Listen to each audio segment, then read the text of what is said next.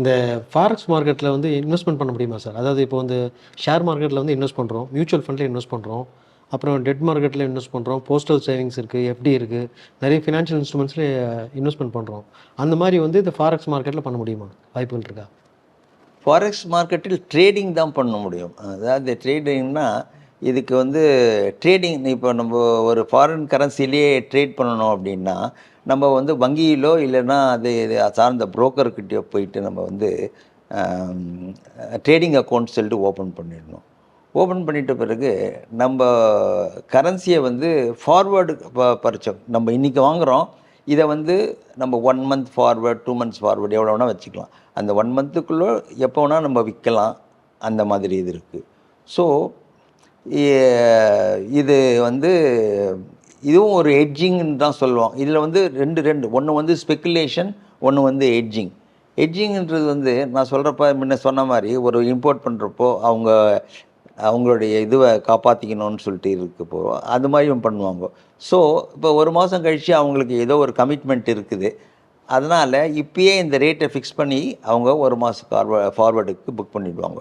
So அந்த சமயத்தில் அது அந்த ரேட்டில் எந்த ரேட்டில் புக் பண்ணாங்களோ அந்த ரேட்டில் எடுத்து அதை யார் எக்ஸ்போர்ட் பண்ணாங்களோ நம்மளுக்கு அவங்கக்கிட்ட கொடுத்துருவோம்.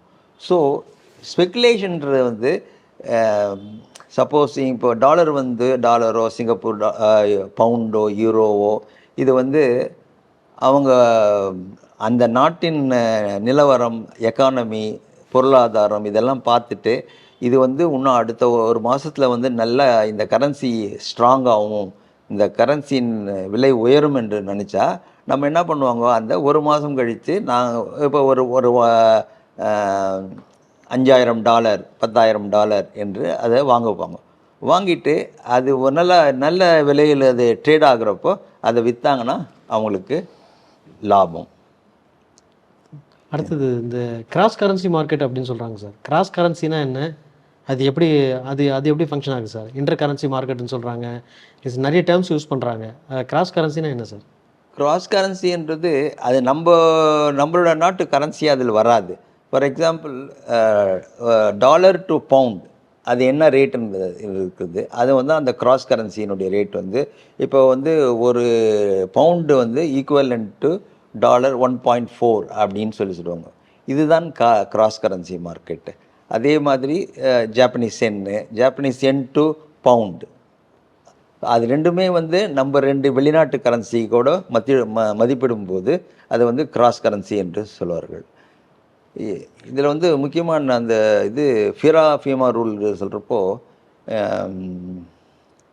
பேலன்ஸ் ஆஃப் பேமெண்ட்டுன்னு சொல்கிறது தான் வந்து ஒரு நாட்டினுடைய பொருளாதார நிலைமை பற்றி சொல்கிறோம். பேலன்ஸ் ஆஃப் பேமெண்ட்டுன்றது எப்படின்னா நம்ம ஏற்றுமதி செய்து நமக்கு அதனால் வரும் வருமானம் நாம் இறக்குமதி அதனால் நடக்கும் செலவுகள் விட அதிகமாக இருந்தால் அது வந்து நம்மளுடைய பொருளாதாரம் நல்லபடியில் இருக்கு. பேலன்ஸ் ஆஃப் பேமெண்ட் இஸ் பாசிட்டிவ்னு சொல்லுவாங்க. ஏன்னா நமக்கு வருவாய் வந்து அதிகம், நமக்கு இம்போர்ட் பண்ணி செலவு வந்து ரொம்ப கம்மி, அதோட கம்மி. அதனால் நம்ம அந்நிய செலாவணி கையிருப்பு வந்து அதிகமாக இருக்கும். ஃபாரின் ரிசோர்ஸஸ்ன்னு சொல்லுவாங்க, இஸ் இன் கம்ஃபர்டபுள் பொசிஷன் சொல்லுவாங்க. ஸோ அதனால் அப்படி இருக்கும் பொழுது தான் வந்து அதுவே நம் இறக்குமதி செய்கிறது வந்து ஏற்றுமதி செய்வதோடு அதிகமாக இருந்தால் அந்த பேலன்ஸ் ஆஃப் பேமெண்ட் வந்து நெகட்டிவ்ன்றுவாங்க. ஸோ அப்போ வந்து you are not in comfortable position, நம்ம வந்து ஒரு நல்ல நிலையான இது இல்லை. ஸோ இதை கட்டுப்படுத்துறதுக்கோசம் தான் அந்த ஃபீமா ரூலே வருது. ஏன்னா இப்போ நம்மளுக்கு வந்து நிறைய இம்போர்ட் பண்ணி நம்ம கடனாளி ஆகும். ஏன்னா இப்போ வந்து நம்மளுக்கு இந்தியன் ருப்பி ஏதாவது வேணும்னா நம்ம ஒரு கமர்ஷியல் பேங்க் அப்ரோச் பண்ணோம் வாங்கிடலாம். ஸோ வேற நம்ம வந்து ஃபாரின் கரன்சி வேணும்னா நம்ம வேர்ல்ட் பேங்க்கு தான் போட்டோம், ஐஎம்எஃப் போனோம், அங்கே போய் தான் கடன் வாங்கணும். ஸோ நம்ம அங்கே போய் கடன் வாங்கினாலே நம்ம உலகத்தில் நம்மளுடைய நாட்டின் மதிப்பு குறைந்து விடும். ஸோ இதனால தான் வந்து நம்ம என்ன பண்ணுறாங்கன்னா இந்த ஃபீமாவும் ஏன் இது பண்ணுறாங்கன்னா, சப்போஸ் இப்போ நம்ம வந்து கடன் அதிகமாகிடுச்சு, இம்போர்ட் ஜாஸ்தி ஆகிடுச்சுன்னா என்ன பண்ணுவாங்க, உடனே அவங்க ஒரு ரூல் கொண்டு வருவாங்க. அத்தியாவசியம் இல்லாத பொருள்களெல்லாம் இவ்வளோ நாள் இம்போர்ட் பண்ணியிருந்தா அதெல்லாம் தடை வச்சுருவாங்க. ஸோ அப்போ நம்ம இதுவாக என்ன ஆகிடும், நம்ம இம்போர்ட் பண்ணுற இது வந்து குறைஞ்சிடும். ஸோ அந்த எக்ஸ்போர்ட் இதுக்கும் இம்போர்ட் பண்ணுற இதுக்கும் உள்ள இடைவெளி வந்து கொஞ்சம் குறைஞ்சிடும். அப்படி இல்லைன்னா என்ன பண்ணுவாங்கன்னா, எக்ஸ்போர்ட்டுக்கு ப்ரொமோட் பண்ணுறதற்கான பல முயற்சிகள் எடுப்பார்கள். பல இது இன்சென்டிவ் கொடுப்பாங்க. இப்போ ஆஸ் இட் இஸே டியூட்டி ட்ராபேக் அந்த மாதிரி இன்சென்டிவ்ஸ்லாம் இருக்குது. இருந்தால் கூட அடிஷ்னலாக இப்போ ஒரு எக்ஸ்போர்ட் இதை ஆரம்பிக்கிறேன்னா அதுக்கு அதற்கான நிலம், எலக்ட்ரிசிட்டி, அது அவங்களுக்கு ஜிஎஸ்டி இல்லை கன்செஷன், இது மாதிரி பல விதமான கன்செஷன் கொடுத்து அதை ஊக்குவித்து அதனால் நம்மளுடைய வணிகம் பெருகுச்சுன்னா நம்ம நாட்டினுடைய பொருளாதாரம் நல்ல நிலையில் இருக்கும். சரி சார், இப்போ இந்த டாலருக்கு நிகரான ரூபாயின் மதிப்பு சில நேரத்தில் வந்து ஏறுதுன்றாங்க, இறங்குதுன்றாங்க. இதுக்கு என்ன காரணமாக இருக்கும்? டெப்ரிசியேஷன் ஆகிடுச்சு சுத்தமாகவே வந்து நம்மளை வந்து ருபி வந்து இந்த டிமானிஷன் பண்ணதுக்கப்புறமா வந்து டெப்ரிசியேஷன் ஆகிடுச்சுன்னு சொல்கிறாங்க. இது எந்த அளவுக்கு உண்மையை நீங்கள் எப்படி பார்க்குறீங்க சார்? இது வந்து பொருளாதார நிலையை பொறுத்து தான் இது. ரொம்ப வந்து அப்போ டாலர் ஸ்ட்ராங்காக இருக்கிறது அப்படின்றா அப்போ வந்து நம்மளுடைய அதனுடைய மதிப்பு ஏறும், நம்ம இந்திய ருப்பியினுடைய மதிப்பு குறையும். இது காரணம் என்ன, அது ஸ்ட்ராங்காகுது. அவங்களுடைய எக்கானமி ஸ்ட்ராங்காக இருந்தால் போகிறோம் அது நம்மளுக்கு டாலர் உயர்றதுக்கு. செகண்டு, நம்மளுடைய இது வீக்காக இருக்கிறதுக்கு நம்மளுடைய எக்கானமியோ நம்மளுடைய பொருளாதார கொள்கைகள் நல்ல முறையில் இல்லை என்றாலும் கூட அப்போ என்ன ஆகும், இந்தியா ருப்பி வீக்காகும். அதனால் கூட நம்மளுடைய மதிப்பு இப்போ 83 ரூபா இருக்கிறது வந்து 85 ரூபா 86 ரூபா ஆகிறதுக்கும் சான்சஸ் இருக்குது. ஸோ அது டாலர் உயர்றப்போ நம்ம கரன்சி வீக் ஆகுது, டாலர் ஸ்ட்ராங் ஆகுது. ஆனால் அதுவே டாலர் குறையிறப்போ டாலர் வீக் ஆகிடுது, நம்மளுடைய ருப்பி ஸ்ட்ராங் ஆகுது. ஸோ இதெல்லாம் நம்ம உள்நாட்டு கொள்கைகள் இதெல்லாம் பொறுத்து பொருளாதாரம், ஏற்றுமதி, இறக்குமதி இதெல்லாம் வைத்து தான் நமது நடக்குது. இன்னொரு கேள்வி குறிப்பாக உங்ககிட்ட கேட்கணும் சார். ஆஃப்டர் டிமானிசேஷனுக்கு அப்புறமா ஃபாரெக்ஸ் மார்க்கெட் வந்து எந்த அளவுக்கு வளர்ச்சி வந்திருக்கு? வளர்ச்சி அடைஞ்சிருக்கா, இல்லை வந்து பின்னோக்கி போயிருக்கா, முன்னோக்கி போயிருக்கா? எப்படி நினைக்கிறீங்க சார்? டிமானிட்டைசேஷனுக்கு அப்புறம் வந்து நம்மளுக்கு ஃபாரெக்ஸ் மார்க்கெட் நல்லபடியாக இம்ப்ரூவ் ஆகிருக்கு. என்னென்னா நம்ம ஏற்றுமதி எல்லாம் பெருகி இருக்குது, ஒரு ஸ்ட்ரீம்லைன் ஆகிருக்குது. ஆமாம், இது ஒரு நல்ல அது ஈவன் டிமானிட்டைசேஷனுக்கும் ஃபாரின் எக்ஸ்சேஞ்சுக்கும் சம்மந்தம் இல்லைன்னா கூட அது வந்து ஒரு அந்த நெறிமுறைகளை எல்லாம் வழிப்படுத்தி ஒரு நல்ல முறையில் இது பண்ணியிருக்கு, செய்திருக்குது. இல்லை, இப்போ திடீர்னு வந்து இந்த 1000 நோட்டு வந்து ஒழிச்சிட்டு அதுக்கப்புறமா வந்துட்டு இந்த 500 அப்படின்னாங்கன்னா உங்களுக்கு கொஞ்சம் ஸ்ட்ரம்பிளிங் இருக்கு இல்லையா, தடுமாற்றம் இருக்கும் இல்லையா? ஆமாம் ஆமாம். அப்போ அதை நீங்கள் எப்படி சமாளிச்சிங்க? அதெல்லாம் எப்படி மேற்கொண்டீங்க? இப்போ பார்த்தீங்கன்னா நம்ம ஃபாரின் எக்ஸ்சேஞ்சை ஃபாரின் கரன்சி எடுத்து வந்து மாற்றுறப்போ அவங்களுக்கு முக்கால்வாசி மேலே இந்தியன் ருப்பியை தான் கேட்டுருந்தாங்க. அவங்களுக்கு வந்து செக்காக கொடுத்தாங்கன்னா அவங்களுக்கு வந்து இம்மீடியட்டாக அவங்களால அதை யூஸ் பண்ண முடியல. அதனால் வந்து எங்களுக்கு வந்து ரொம்ப பாதிப்பு பட்டுருது. ஏன்னா எல்லாருமே வந்து எங்களுக்கு இதை மாற்றி ஃபாரின் கரன்சியை மாற்றி இந்தியன் ருப்பி கரன்சியாக கொடுங்க அப்படின்னு சொல்லி கேட்குறாங்க. அந்த சமயத்தில் எங்ககிட்டே கரன்சி இல்லை. ஸோ இதனால் வந்து அந்த கரன்சி விலையெல்லாம் ரொம்ப ஃபாரின் கரன்சி விலையெல்லாம் ஏறி போச்சு. ஆனால் நாங்களை கொடுத்து அவங்களுடைய மாற்றி கொடுக்குறதுக்கு எங்களால் முடியல. ரொம்ப பேர் திரும்பி போனாங்க.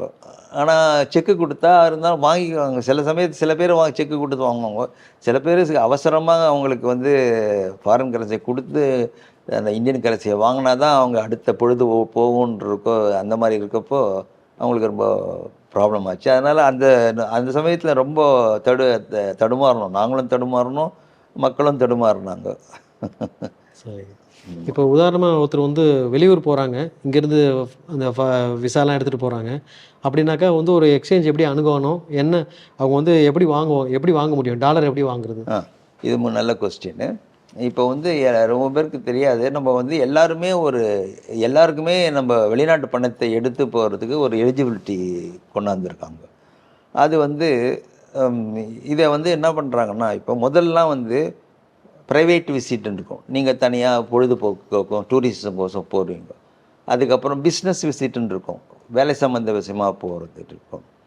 ஸோ அப்புறம் மெடிக்கல் ட்ரீட்மெண்ட்டுக்குன்னு போகிறதுக்கு சில பேர் இருக்கும்.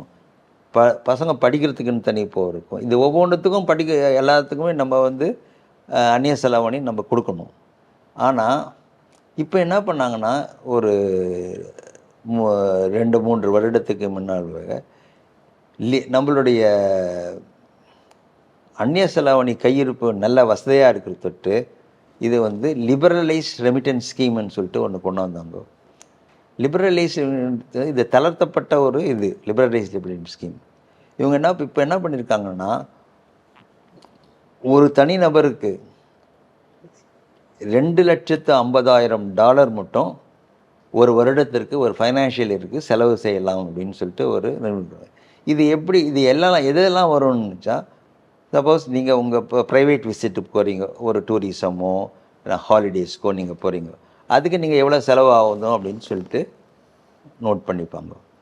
அதுக்கப்புறம் நீங்கள் வந்து உங்கள் பசங்களுக்கு வெளிநாட்டில் படிக்கிறாங்க, ஸோ அதுக்கு அட்மிஷன் ஃபீஸு, அப்போ உங்கள் பையனுடைய மெயின்டெனன்ஸுக்கு நீங்கள் எவ்வளோ அனுப்புகிறீங்களோ இது எல்லாமே வந்து நீங்கள் செலவழிப்போ உங்களுடைய பேன் கார்டு தான் அவங்க எடுத்துப்பாங்க. அதுக்கப்புறம் யார் சப்போஸ் ஏதாவது மெடிக்கல் ட்ரீட்மெண்ட்ஸ்க்கோசம் உங்கள் ஃபேமிலியிலேருந்து யாராவது அயல்நாட்டுக்கு சென்றால் அதுக்கும் நீங்கள் தான் செலவு பண்ணுவீங்க, அப்போ உங்கள் பேன் கார்டு தான் எடுக்கணும். அப்புறம் இப்போது சப்ஸ்கிரிப்ஷன் ஆஃப் மேக்சின்ஸ்லாம் இருக்குது, ஃபாரின் மேக்சின்ஸ்க்கெலாம் பணம் அனுப்புகிறீங்க. அப்புறம் நம்ம இன்டர்நேஷ்னல் கிளப்பில் நீங்கள் மெம்பராக இருக்கீங்க, அதுக்கு எவ்ரி இயர்லி ரினியூவல். ஸோ இது மாதிரிலாம் செலவெல்லாம் சேர்ந்து ஒரு வருடத்தில் வந்து $2.5 lakhs மேலே போகக்கூடாது. அதுக்குள்ளே நீங்கள் எவ்வளோ வேணால் செலவு பண்ணிக்கலாம். ஸோ இது வந்து லிபரலைஸ் ஸ்கீம். முன்னெல்லாம் வந்து நம்ம தனிப்பட்ட முறையில் நம்ம போனால் $10,000 தான் ஒரு வருடத்துக்கு எடுத்துன்னு போக முடியும். இப்போ அப்படி கிடையாது. இப்போ நீங்கள் வந்து உங்களுக்கு அந்த இப்போ எஜுகேஷனுக்கு அனுப்புறதுக்கு செலவு இல்லை அப்படின்றப்போ நீங்கள் ஒரு வருடத்திற்கே பர்சனல் விசிட்டே வந்து 4-5 வாட்டி பண்ணலாம். ஒவ்வொரு வாட்டியும் 10,000 20,000 எடுத்துன்னு போனால் கூட உங்கள் அந்த $2.5 lakhs இது பண்ணுறது. ஸோ இதுக்கு வந்து இதான் நம்ம இதில் இன்னொரு முக்கியமான இது ஒன்று சொல்லுவோம். சரி, இப்போ இது என்னன்னா, இப்போ நம்ம அந்நிய செலாவணி வாங்க போனோம்னப்போ அவங்க வந்து ட்ராவல் டாக்குமெண்ட் சொல்லி கேட்பாங்க. ட்ராவல் டாக்குமெண்ட்டுன்றது பாஸ்போர்ட்டு, அப்புறம் விசா. ஏன்னா விசா இருந்தால் தான் நீங்கள் அந்த நாட்டில் போய் இறங்கலாம். டிக்கெட்டுக்கு வந்து ரவுண்ட் டிக்கெட்டுன்னு சொல்லுவாங்க. அதுபோல் சென்னையிலேருந்து நீங்கள் போகிறீங்க, சென்னை சிங்கப்பூர் சென்னை துபாய் சென்னை திரும்பி வரணும், அது மாதிரி ரவுண்ட் டிக்கெட் இருக்கணும். அப்புறம் பேன் கார்டு வந்து இப்போ compulsory, it is mandatory. So அதனால் இது இவ்வளோ டாக்குமெண்ட்டும் காப்பியும் கொடுத்த பிறகு தான் வந்து அவங்க வந்து ரிலீஸ் பண்ணுவாங்க. அது ரிலீஸ் பண்ணுறப்போ யார் ட்ராவல் பண்ணுறாங்களோ அவங்க வந்து நேரடியாக வந்து வாங்கணும். ஏன்னா அவங்க வந்து இவங்க தான் ட்ராவல் பண்ணுறாங்கன்னா அந்த பாஸ்போர்ட்டில் வெரிஃபை பண்ணுவாங்க, அவங்களுடைய ஃபோட்டோவும் வாங்குறவங்களும். ஸோ இவங்களுக்கு தான் கரெக்டான ஆளுன்ற அதுக்கப்புறம் அவங்களுக்கு கொடுத்துருவாங்க. ஆனால் இப்போ இந்த லிபரலைஸ் ரெமிட்டன்ஸ் ஸ்கீம்ஸில் நல்ல வசதியாக நம்ம போகலாம். ஸோ இந்த டாக்குமெண்ட்லாம் கொடுத்துட்டா அவங்க கொடுத்துருவாங்க. ஸோ நான் சொன்ன மாதிரி இந்த கரன்சி இல்லாத இந்த ட்ராவல் கார்டும் எடுத்துன்னு போகலாம், நல்ல என்ஜாய் பண்ணிட்டு வரலாம். இதில் இந்த ட்ராவல் கார்டில் இன்னொரு இது இருக்குது. அதாவது அவங்க வெளியூரில் இருக்கப்போ கூட அவங்களுக்கு பணம் தேவைப்பட்டால் என்ன பண்ணலாம், நம்மளை வந்து அணுகலாம். யார் இப்போ நீங்கள் ஒரு பர்டிகுலர் பேங்க்லேருந்து வாங்கினீங்கன்னா, ப்ரைவேட் ஒரு எக்ஸ்சேஞ்சு மணி சேஞ்சர்கிட்ட வாங்கினீங்கன்னா வந்து இந்த மாதிரி எங்கள் பையன் ஊருக்கு போயிருக்கான், அவனுக்கு கொஞ்சம் பணம் தேவைப்படுது, அவன் இந்த கார்டு எடுத்துன்னு போயிருக்கான், அந்த கார்டில் ஒரு $500 எக்ஸ்ட்ரா போடுங்க அப்படின்னா நீங்கள் கொடுத்தா கூட அது அங்கே அவங்க அதை டாப் அப் ஆகிடும். ஸோ இது ஒரு முக்கியமான பெரிய வசதி நம்மளுக்கு. நல்ல விஷயம் சார். இப்போ அடுத்தது நான் கேட்குற இன்னொரு மிக முக்கியமான ஒரு கொஸ்டின் என்னன்னு பார்த்தீங்கன்னாக்கா, ஸ்டாக் புரோக்கர் இருக்காருன்னா அவருக்கு வந்து ஒரு ஸ்டாக் எக்ஸ்சேஞ்ச் இருக்கும். அவர் தான் வந்து அது ரூல்ஸ் அண்ட் ரெகுலேஷன் கிட்ட வந்து பை பண்ணுவாங்க, செல் பண்ணுவாங்க. அக்கௌண்ட் வந்து கிளைண்ட்டோட அக்கௌண்ட் வந்து பேங்க்கில் இருக்கும், இப்படி ரொட்டேஷன் ஆகிட்டே இருக்கும். டிமேட் அக்கௌண்ட் இருக்கும், அந்த மாதிரியான காரியங்கள் அதில் இருக்குது. மியூச்சுவல் ஃபண்ட் அது மாதிரி தான், அந்த மாதிரி தனியாக போகுது. இப்போது நம்ம ஃபாரின் எக்ஸ்சேஞ்சை பொறுத்த வரைக்கும் இப்போ நீங்கள் கஸ்டமர்ஸ் கிட்டேருந்து பை பண்ணுறீங்க, அந்த அவங்க வெளியூர்லேருந்து வராங்க, அவங்க கொடுக்குற டாலர் நீங்கள் வாங்கி வச்சுக்கிறீங்க, அதுக்கு உண்டான மதிப்பு இந்தியன் ரூபாய் கொடுக்குறீங்க. நீங்கள் என்ன பண்ணுவீங்க, அப்புறம் இந்தியன் ரூபாய் கொடுக்குறீங்க, இந்த டிரான்சாக்ஷன் ஆகுது இல்லையா, இந்த பணம்லாம் வந்து ஃபாரின் கரன்சியெல்லாம் மொத்தமாக சேர்த்து எங்கே அனுப்புவீங்க, எப்படி உங்களுக்கு மறுபடியும் அதே பணம் கிடைக்கும்? ஒரு 2 பாயிண்ட் நான் சொல்லிடுறேன்.